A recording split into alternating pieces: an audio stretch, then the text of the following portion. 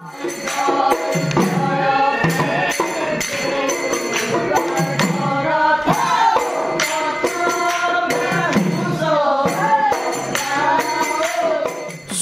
নেদেখিলেও মনেৰে সকলো দেখে তেওঁলোকে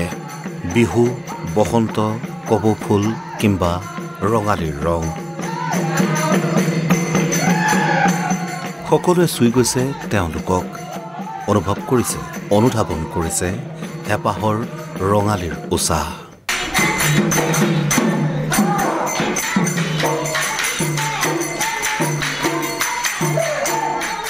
ঢোলৰ চাপৰবোৰ শুনকচোন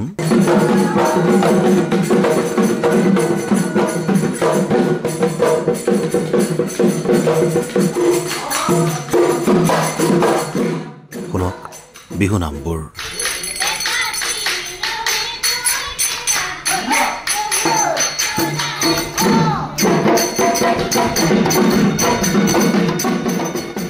আচলতে এওঁলোকে চকুৰে নেদেখিলেও কিন্তু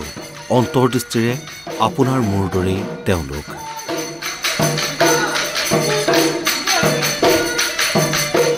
অসমৰ ভিন্ন প্ৰান্তৰ দৃষ্টিহীন বিহুৱা ঢুলীয়া নাচনী একত্ৰিত হৈ গঠন কৰিছে এই বিহু দলটো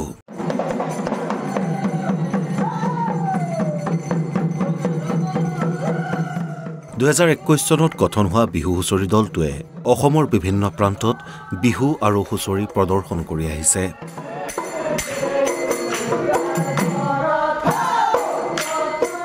বুধবাৰৰ দিনটোত দলটো গৈ উপস্থিত হ'ল টিংখাঙৰ বিধায়ক তথা সাংস্কৃতিক মন্ত্ৰী বিমল বৰাৰ বাসগৃহত আৰু জুৰিলে হুঁচৰি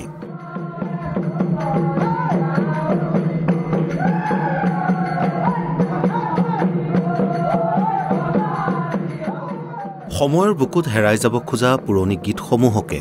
সমল হিচাপে লৈ আগবাঢ়িছে এই দলটো এইটো আমি একচুৱেলি 2021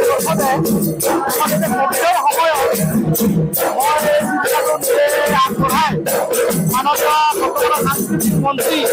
আমাৰ বিধায়ক বিষয়টো অৱগত কৰিলোঁ আৰু তেখেতৰ পৰা অলপ সহায় বিচাৰিলোঁ যিহেতু এই ড্ৰেছ যিবিলাক পিন্ধি আছে আমাৰ ল'ৰা ছোৱালীয়ে বা বাদ্যযন্ত্ৰই গোটেইখিনি ছাৰৰ পৰা আমি সহায় বিচাৰিলোঁ আৰু ছাৰে আমাক সহায় কৰিলে উদ্যোগ ল'লে আৰু তেনেকৈ আমি 2021 বৰ্ষৰ পৰা আমি যিসকল ছাত্ৰ ছাত্ৰী ইতিমধ্যে ডিগ্ৰী পাছ কৰি ওলাই গৈছে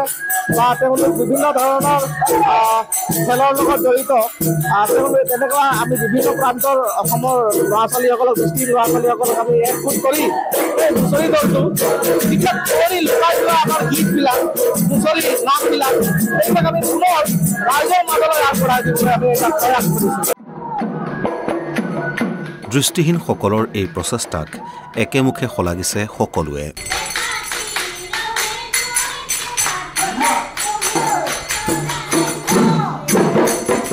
শুভকামনা জনাইছে অন্তৰৰ পৰা টিংখাঙৰ পৰা পৰাগ গগৈৰ সহযোগত news desk report NB news